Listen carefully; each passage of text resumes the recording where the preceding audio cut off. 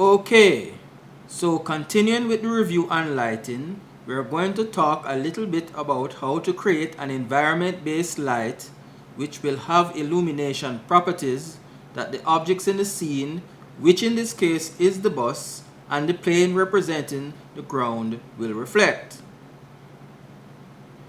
Using the mental ray renderer, we will create an environment-based light that is a light generated with a high dynamic range image which is mapped onto a spherical mesh. To explain this further, imagine an area being drawn with a circle around the bus scene which is representing the environment just like how we are surrounded by the atmosphere of the earth, and the sun, clouds, horizon and ground terrain all casting light, and this light reflects off surfaces in varying intensities, be it metal, stone, concrete, etc. So imagine we might have blue for the sky, you might have, a little brown for the horizon, and you might have a green which would represent the ground,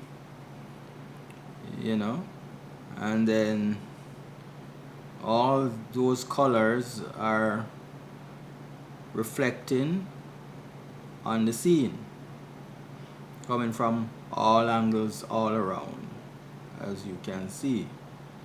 So all of that information is now pointing at the bus, and the bus is now reflecting back that information right around,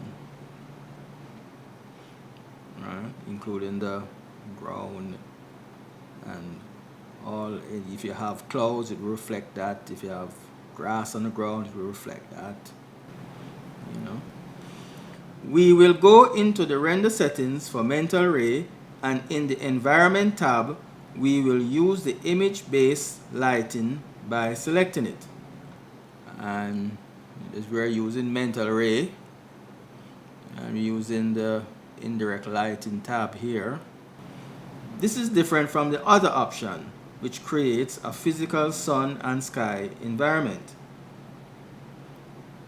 To use an image for this purpose, we will have to find a high dynamic range image which can be found on the internet. And we're going to find an image that we can use to map onto the environment. We can go to a site such as hdrlabs.com, go to the archive collection, and there you will find a variety of images that you can download. Going in, looking around here, we can look at the collection here. You can click in there, and you can see when you click in there all these images that you can download.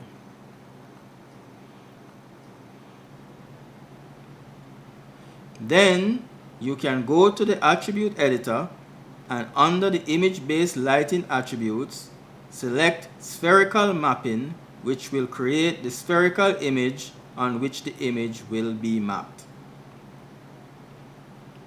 Select the folder icon on the image name input box and look for the image you want to use, which in this case is a sky image that is suited for spherical mapping.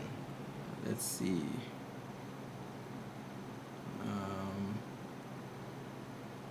Try another folder. Okay, so we have an image here of a sky map.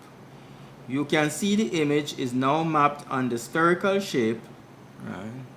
So right around you can see the horizon and the ground and the clouds, and all that is casting a light on the bus and the ground. And you can open the outliner and see it. It is named Mental Ray IBL 1. In the attribute editor, you can now make adjustments, selecting the various tabs and expanding them, revealing the ability to change the size, visibility, intensity, and other variables that control the map. Um, you can make it invisible if you want, so you don't actually have to see it. You know, you can do all sorts of adjustments here, right? You can go down there, you have all those controls, right? And all of that is controlling the map, environmental map. In the render settings, you can select final gathering, which gives you more flexibility and control over your render when rendering multiple lighting versions of a scene.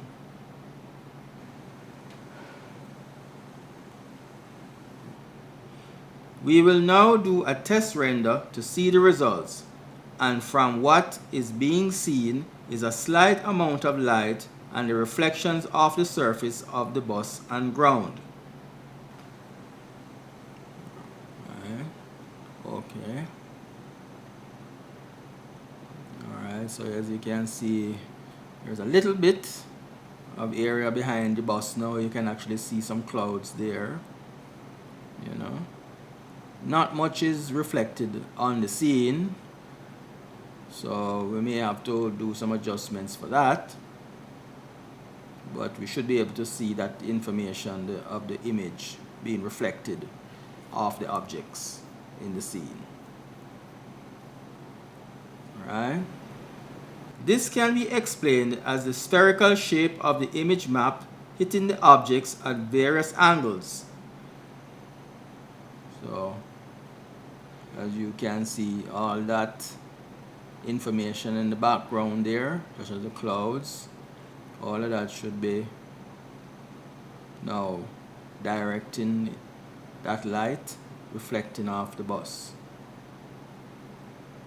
Some hitting the ground and reflecting back up on the bus, with the center of the sphere hitting the objects at around 26 degrees. That is reflected back at the bus,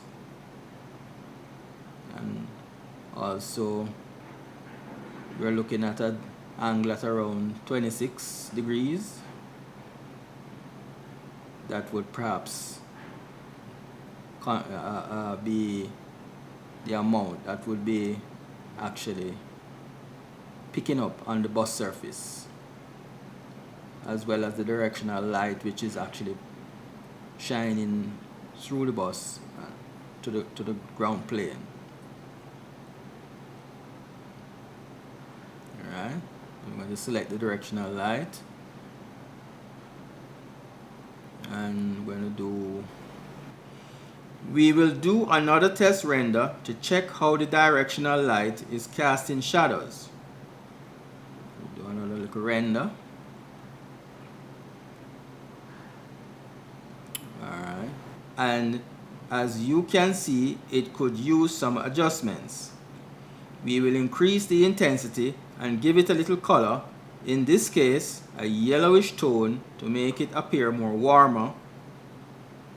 Go into the shape node and we can make some adjustments to the colors. We can give it a little more of a yellowish tone, you know, kind of reflecting some of the sunlight, and perform another render test. Actually, we're going to bookmark that image and we do another test render just to see how it looks. Go back in and go back to that angle. Right, do the test render again. Okay, the bus now has a more brighter yellow tone, and the ground as well. I'll make a little change to that. And next we are going to add a texture to the ground plane. Going into the color node in the diffuse tab and selecting the checker icon brings up the 2D textures option, and selecting file takes you to the file attributes, where you select the folder icon and select an image to map onto the ground plane. Alright, so we're going to find, yes, an image here with the ground and grass, and as you can see, that is mapped onto the plane, the ground plane. Right.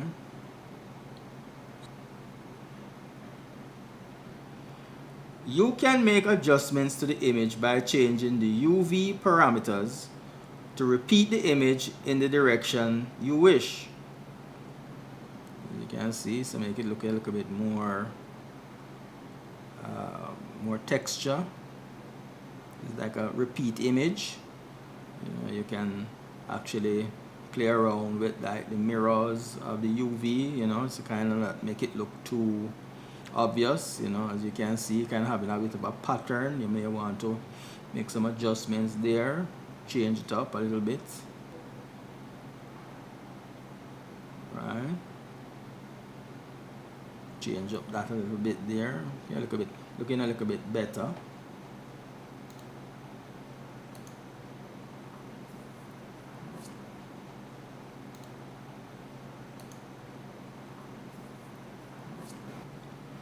We do another test render to look at the scene, and as you can see, the ground plane is reflecting the environment map. So we might want to take down the reflectivity of the ground plane. As you see, it has that kind of a grayish cloud image on it. So making a comparison there, we may want to make some adjustments. So come back, selecting the plane, we can take down the reflectivity, take down the color, you know. So we need to reduce the reflectivity of the ground plane to 0 and do another test render to look at the scene. Take down the color, you know, so it doesn't reflect so much. And we do another little test render again. And now it is looking much better. We will now want the bus to reflect the environment more. So we will make adjustments to the reflectivity of the bus by selecting the bus frame and making adjustments to the bidirectional reflectance distribution function, which is a function of 4 real variables that defines how light is reflected at an opaque surface. The direction, as I've said before, the degree at which the light has been reflected off the surface. Alright, so we're going to bookmark that there, and then we're going to see what we can do here by making a little bit of adjustments here. Now we'll do another test render.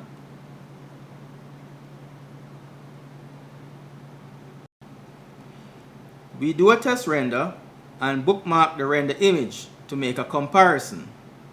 And as you can see, the bus is reflecting the ground and the environment much more, as you can see in the previous comparison image, because we're talking about the degree at which the light is hitting, and the surface is now picking that up much better. So you can see the comparison there between the two images. We can increase it a little more and see the difference and make more adjustments to the degree of reflection and the color of the bus.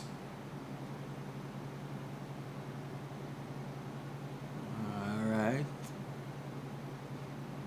so we could actually see a little bit more reflected here now.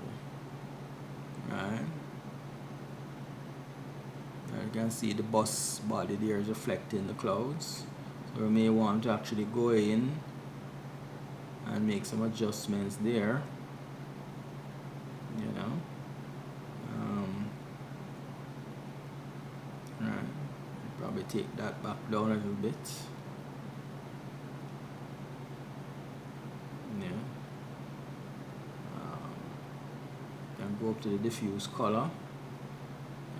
Kind of bring it up a little bit, make it a little bit more brighter yellow. As you can see there.